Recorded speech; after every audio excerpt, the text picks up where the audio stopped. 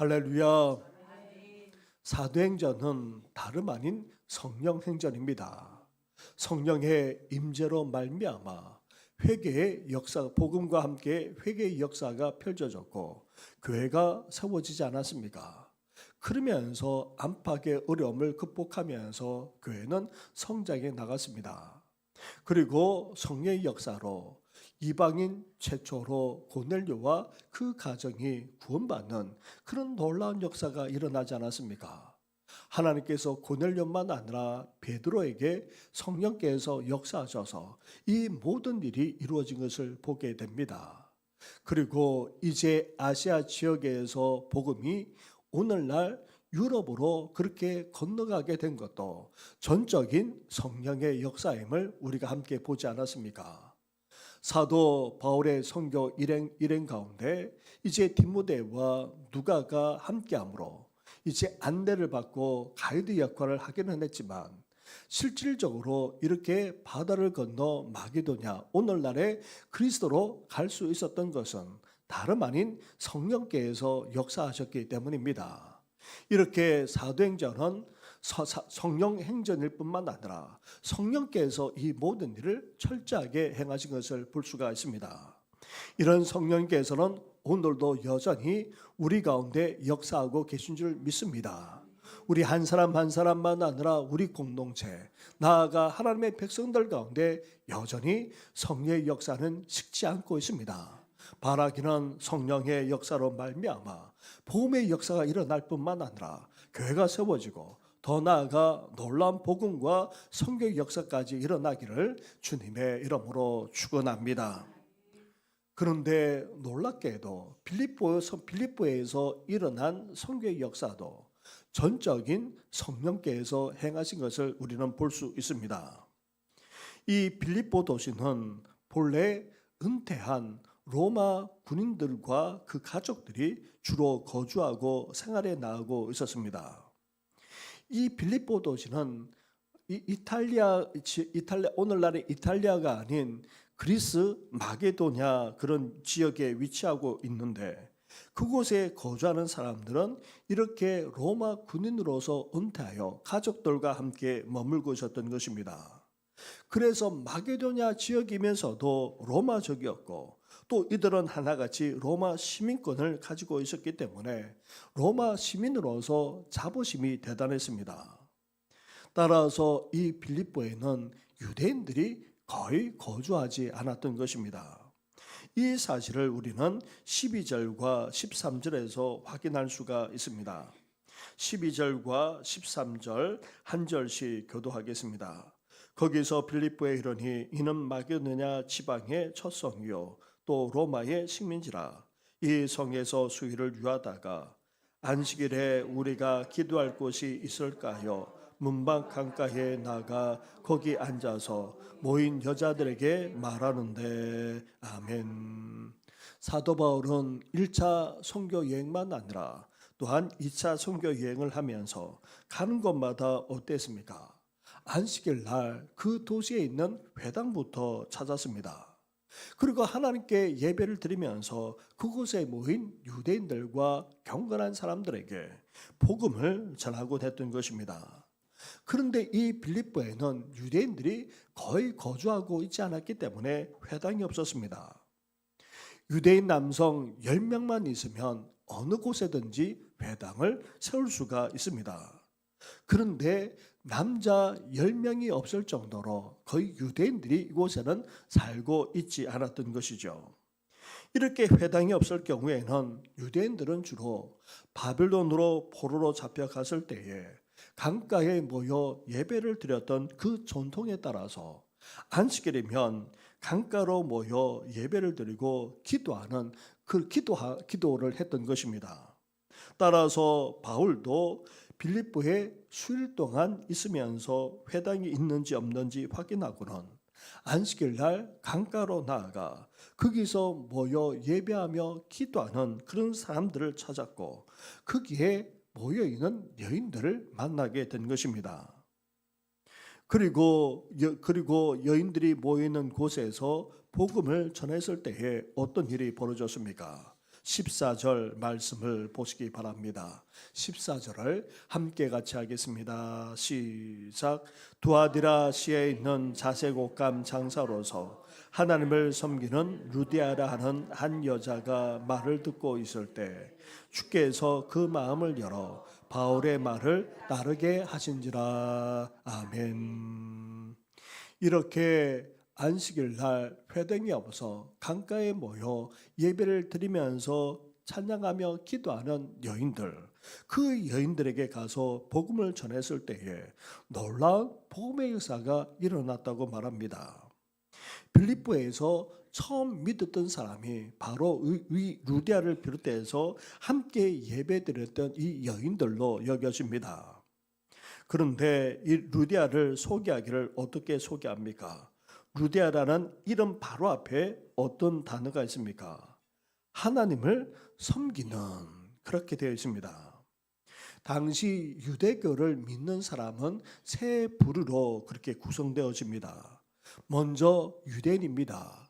이들은 본국을 떠나 디아스포라로 흩어져서 사는 그런 유대인들입니다. 그리고 개종자들이 있었습니다.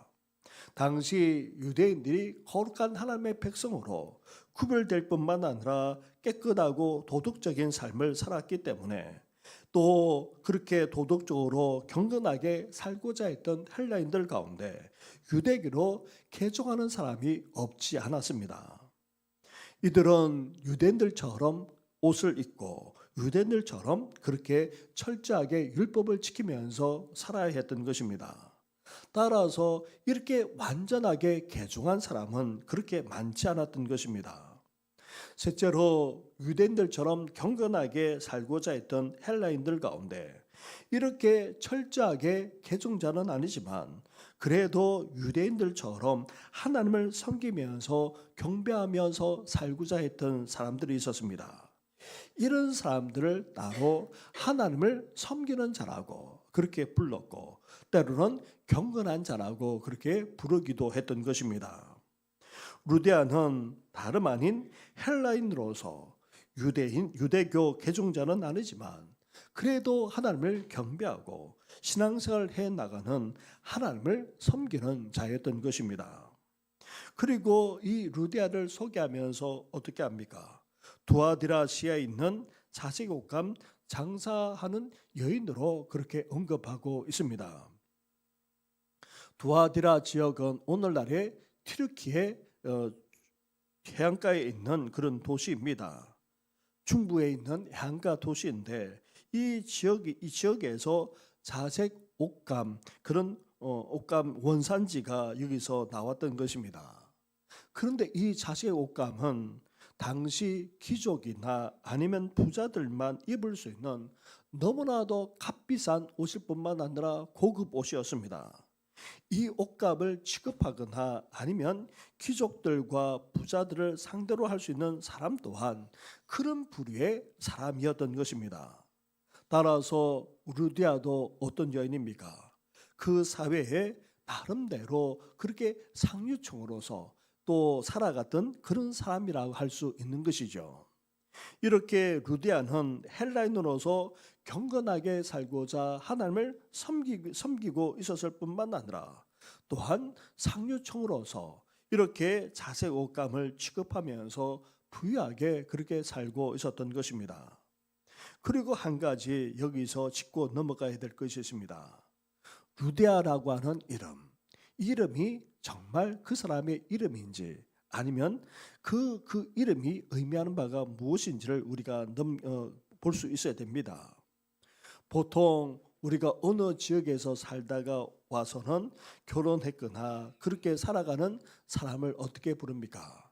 그 지방의 이름을 불러서 그렇게 보통 부르는 것을 우리가 볼 수 있습니다. 만약에 춘천에서 살다가 결혼해서 와서 이렇게 아기 놓고 살아가는 사람을 어떻게 부릅니까? 춘천댁이라고 그렇게 부르지 않습니까?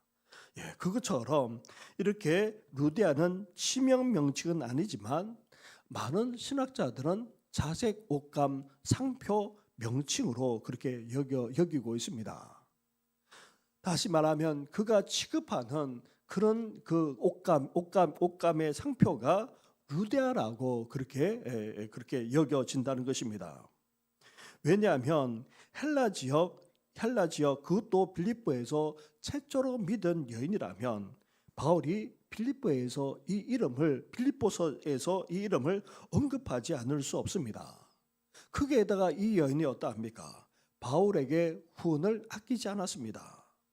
그 이름을 언급하면서 고마움을 표현하는 것이 당연합니다. 그런데 이 루디아라고 하는 이름이 빌립보에서는 아예 언급조차 되고 있지 않습니다. 따라서 빌립보에서 언급되고 있는 여인들 중에 한 명이 그 본명이 아닐까 그렇게 신학자들은 추정합니다. 이렇게 루디아는 상류층으로서 부유하게 살면서도 어땠습니까? 그는 경건하게 살고자 하나님을 믿었고 또 회당이 없는 빌립보에 와서도 아마 그는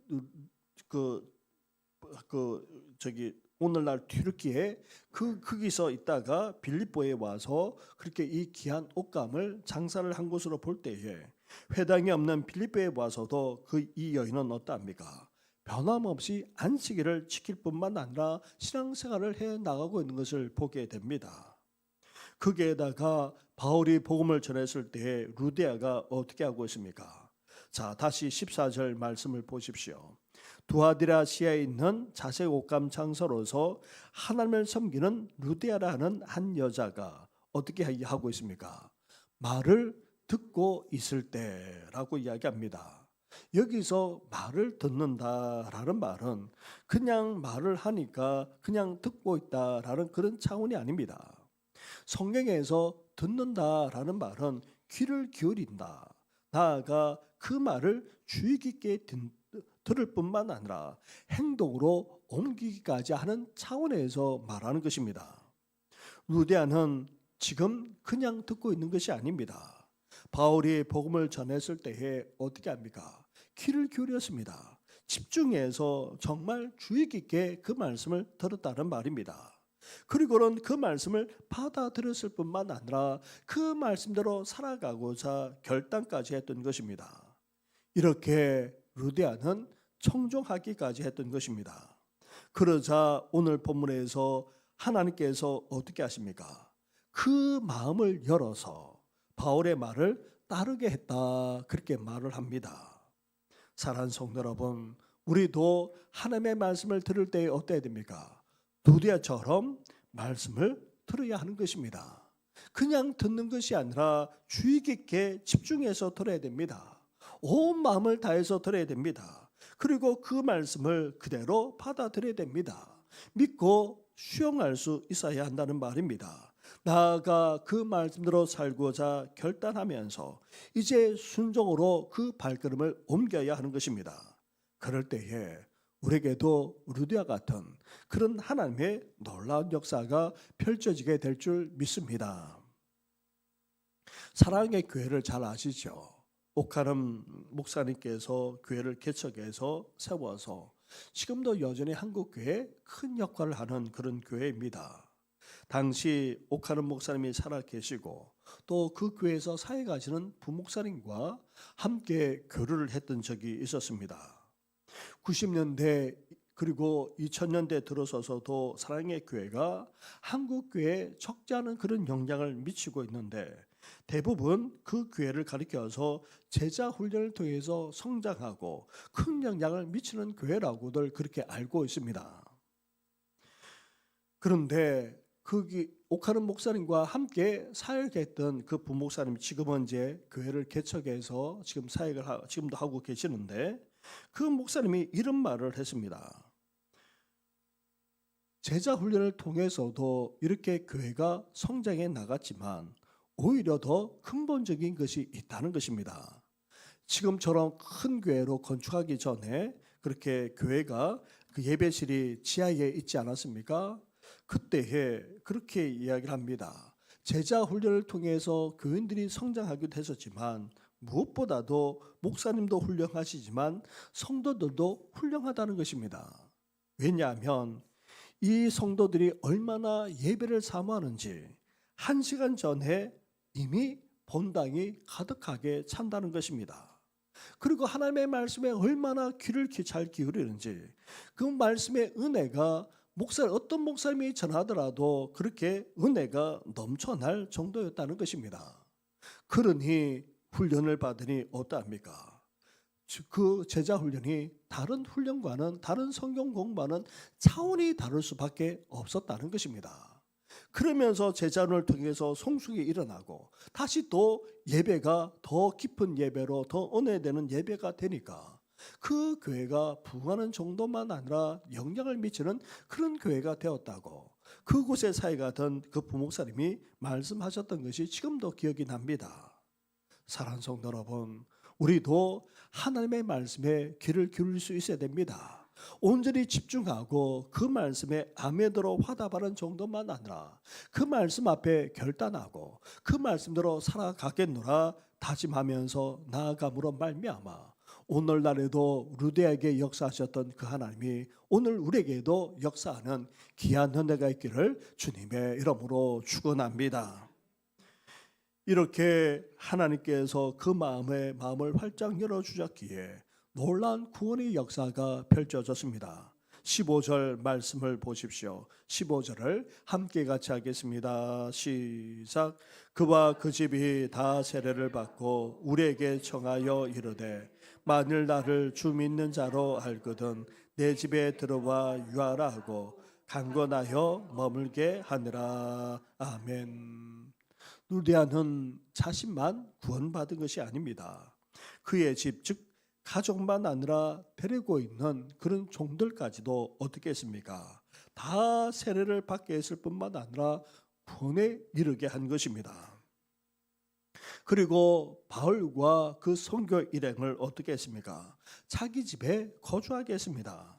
자기 집을 중심으로 해서 빌립보에 복음을 전할 수 있도록 그렇게 펼칠 수 있도록 강건하게 권했던 것입니다. 이후 빌립보 지역에 믿는 사람, 구원받는 사람들이 생겨나기 시작하자 루데의 집이 어떻게 됩니까? 빌립보의 최초의 교회가 되었던 것입니다. 유럽, 오늘날로 말한다면 유럽 최초의 교회가 다름 아닌 바로 이 빌립보 루데의 집에서 시작된 것입니다. 나아가 루디아는 바울의 선교를 위해서도 어땠습니까? 빌립보에서만 아니라 이후 이제 바울이 이제 마게도냐만 아니라 그리고 고린도까지 그렇게 가서 복음을 전하게 되는데 계속해서 후원하는 것을 아끼지 않았습니다. 심지어 어떻게 했습니까?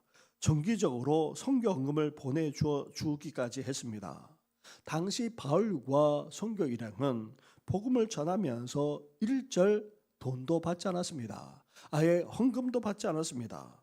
왜냐하면 당시 철학자나 스승들이 하나같이 돈을 받고 그 지식을 팔았기 때문에 복음의 가치를 떨어뜨리지 않기 위해서 아무런 대가도 받지 않고 거저 복음을 전하면서 가르쳤던 것입니다. 그러면서 바울이 천막을 만드는 자비랑을 하면서 그렇게 했는데 사실 그러다 보니 경제적인 어려움을 항상 겪을 수밖에 없었던 것입니다. 심지어 굶을 때도 있었다라고 그렇게 이야기합니다. 그래서 루디아와 빌립보 교회는 이런 바울을 정기적으로 후원했을 뿐만 아니라 심지어 어떠합니까? 바울이 감옥에 갇혔다는 소식을 듣고는 빌립보 교회와 루디아가 어떻게 했습니까? 선교 후원금과 더불어서 에바브로디도라고 하는 사람까지 보내어서 바울을 섬기도록 했던 것을 보게 됩니다.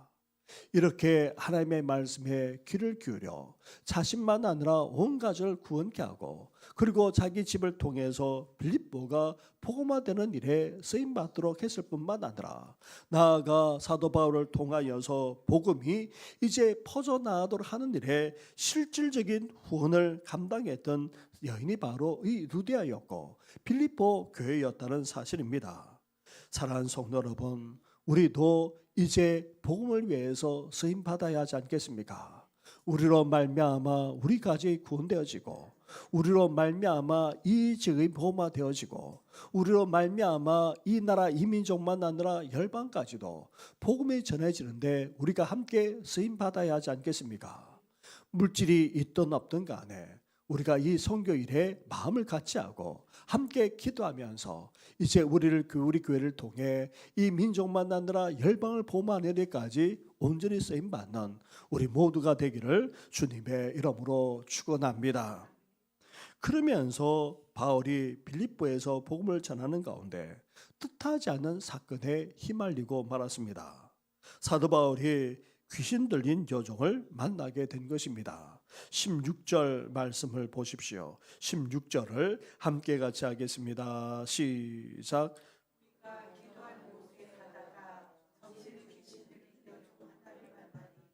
점으로 그 주인들에게 큰 이익을 주는 자라. 아멘.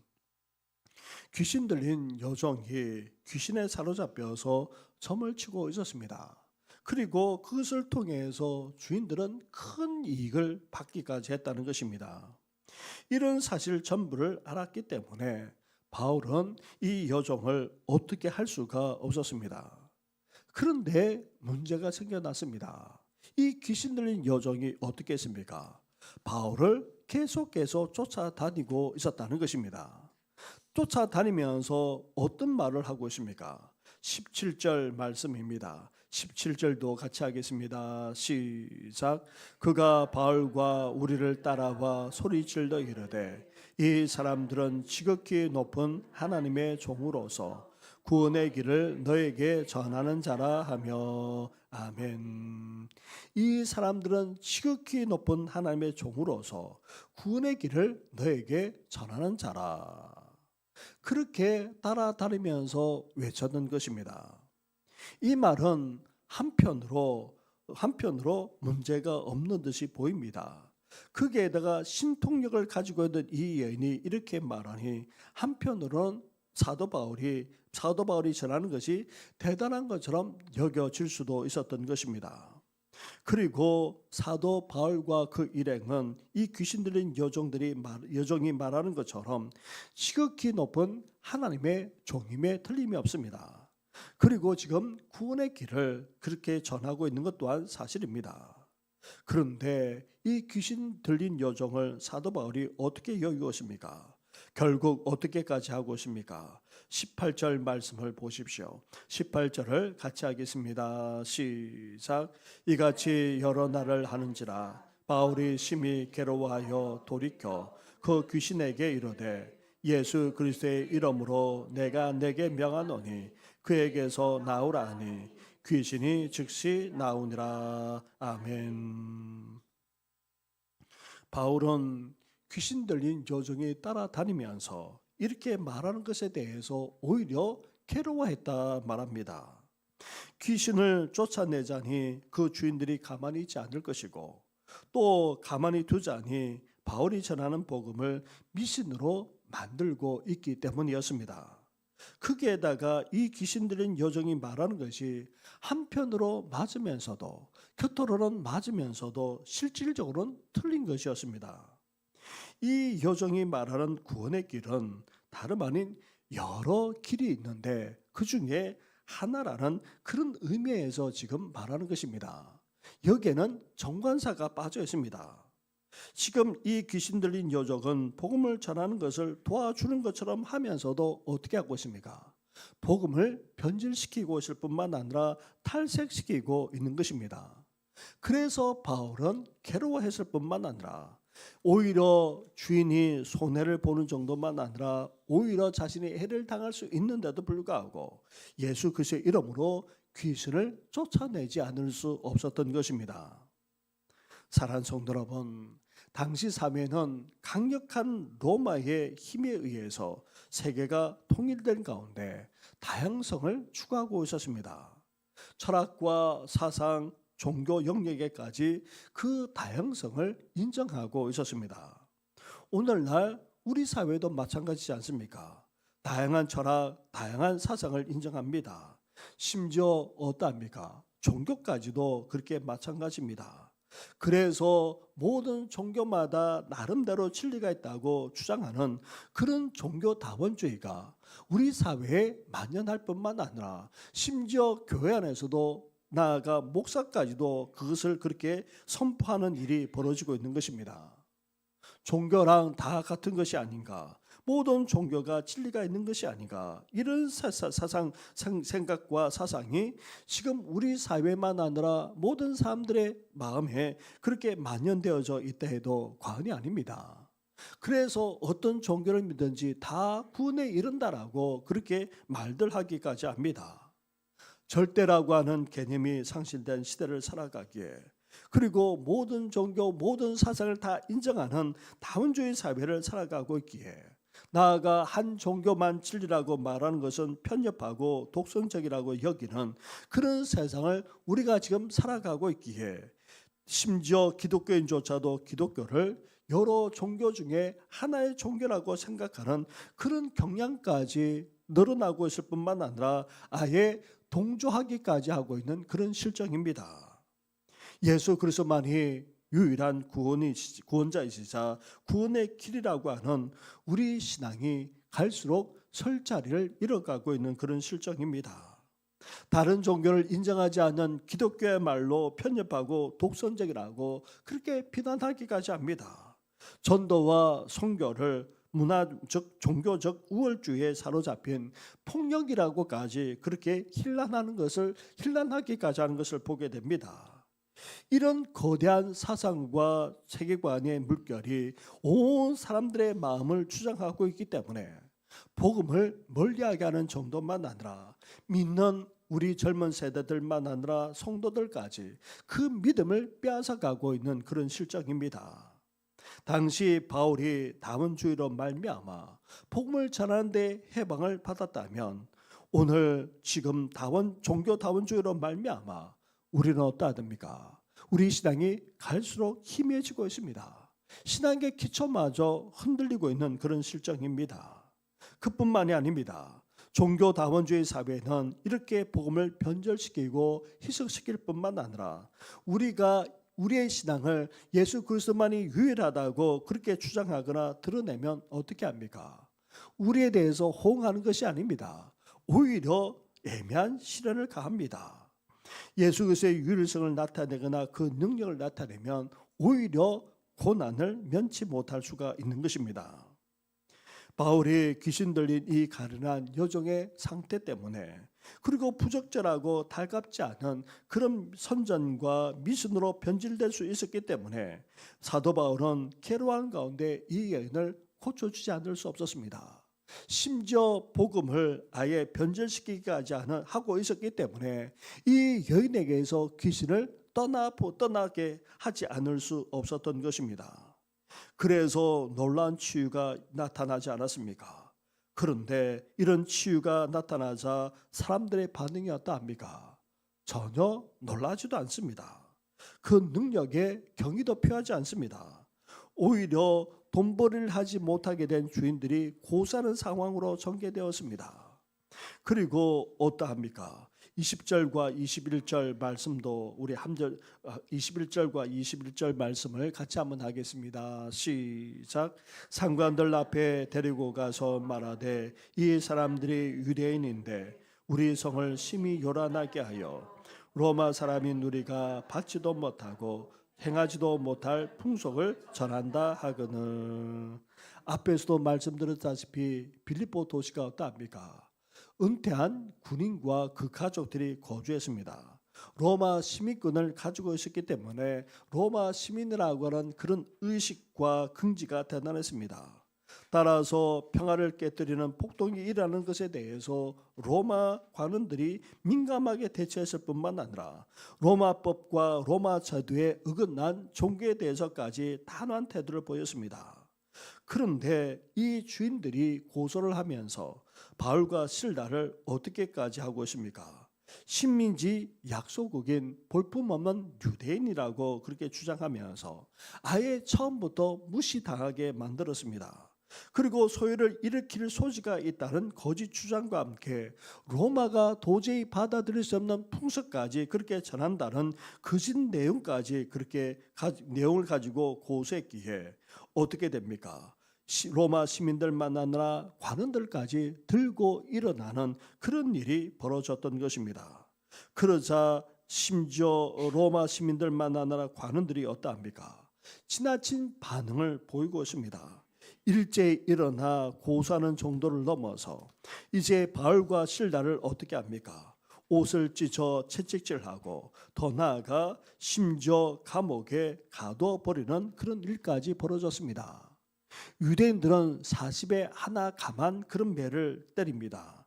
그런데 이방인들은 관리자가 그만할 때까지 매를 때립니다. 다시 말하면 사도 바울과 실라가 녹초가 될 정도로 그렇게 매질을 했다는 말입니다.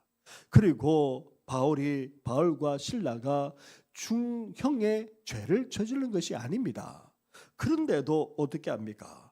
지하 감옥에 그렇게 가두어 버렸던 것입니다.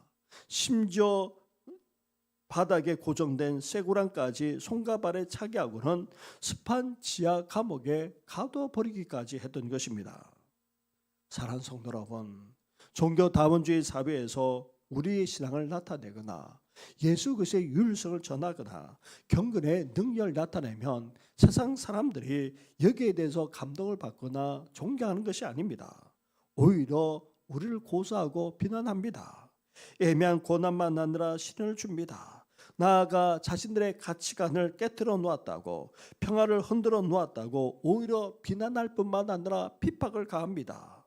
그리고는 어떻게 됩니까? 만약 경제적인 손실을 당하게 되면 가만히 있지 않습니다. 소송을 겁니다. 그리고 더 나아가 어떻게 합니까? 어떻게 해서든지 우리 신앙을 그렇게 탈색시키는 정도만 아니라 고난을 가해서 이제 고난을 가하기까지 하는 것입니다. 그래서 사도 바울은 이런 경험들이 적지 않았기 때문에 빌립보 교인들을 향해서 이렇게 말을 합니다. 빌립보서 1장 29절 말씀 우리 같이 한번 하겠습니다. 앞을 화면을 보시고 시작. 그리스도를 위하여 너에게 은혜를 주신 것은 다만 그를 믿을 뿐 아니라 또한 그를 위하여 고난도 받게 하려 하심이라. 아멘. 사도 바울은 죽음을 눈앞에 두고 디모데에게 이렇게까지 말합니다. 디모데후서 3장 12절 말씀 우리 같이 한번 하겠습니다. 시작. 무릇 그리스도 예수 안에서 경건하게 살고자 하는 자는 박해를 받으리라. 아멘. 사랑하는 성도 여러분, 우리가 제대로 예수를 믿고 예수를 따를 뿐만 아니라 복음을 나타내고 복음을 증가하는 삶을 살게 되면 한편으로 하나님의 자녀로서 그것은 엄청난 축복임에 틀림이 없습니다. 하지만 다른 한편으로 어떠합니까? 고난과 핍박을 피할 수 없다는 사실입니다. 그런 시대 속에서 우리가 살아갑니다. 따라서 우리는 예수님을 제대로 믿고 따르고자 우리 자신을 부인한 정도만 아니라 십자가를 지며 나아갈 수 있어야 하는 것입니다. 때로는 주를 위해서 희생하고 수고할 뿐만 아니라 대가와 아픔을 치르게 되고 경제적인 손실만 아니라 심지어 말할 수 없는 핍박까지 당한다는 사실, 우리는 그것을 각오하고 오늘도 십자가를 짊어지고 나아가는 우리 성도들 되시기를 주님의 이름으로 축원합니다. 우리 말씀을 생각하시면서 성령께서 빌립보 사도행전만 아니라 빌립보 가운데 역사하시고 이제 루디아만 아니라 귀신 들린 여인까지 낫게 하면서 그 여인까지도 예수님을 믿게 하는 그런 일이 벌어지게 됩니다. 그런 성령의 역사가 오늘 우리 가운데 일어나기를 사모하면서 오늘도 성령의 역사가 일어나기를 사모하면서 함께 찬양하며 나아가겠습니다.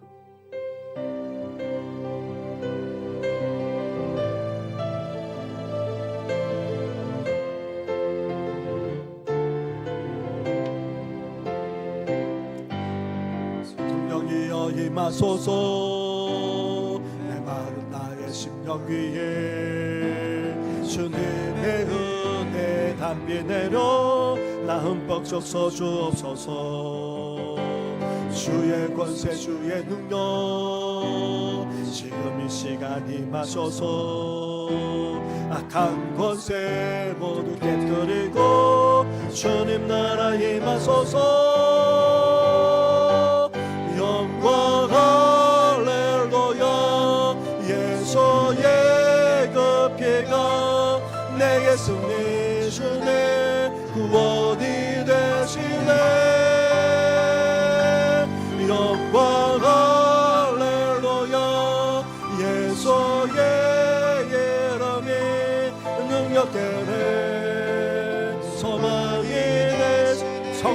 성령이여 임하소서 성령이여 임하소서 메마른 나의 심령 위에 주님의 은혜에 담비되어 나 흠뻑 솟아 주옵소서 주의 권세 주의 능력 지금 이 시간 임하소서 악한 권세 모두 깨뜨리고 주님 나라 임하소서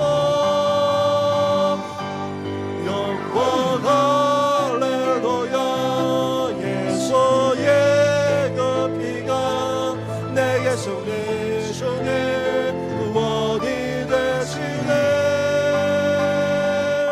영광 할렐루야 예수의 이름이 능력되네 소망이 되신 영광 할렐루야 영광 할렐루야 예수의 그 피가 내게 승리 주네 구원이 되시네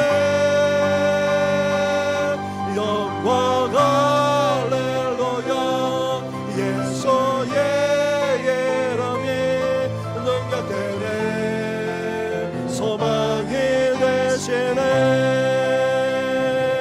그렇습니다. 성령님은 오늘날도 우리 가운데 능히 역사하시는 전능하신 분이십니다. 루디아의 마음을 열어주셔서 복음을 듣게 하시고 여인을 통하여서 놀라운 복음의 역사가 필리포에서만 아니라 이제 사도 바울을 통해서 일어나도록 하는 일에 쓰임받기까지 않았습니까?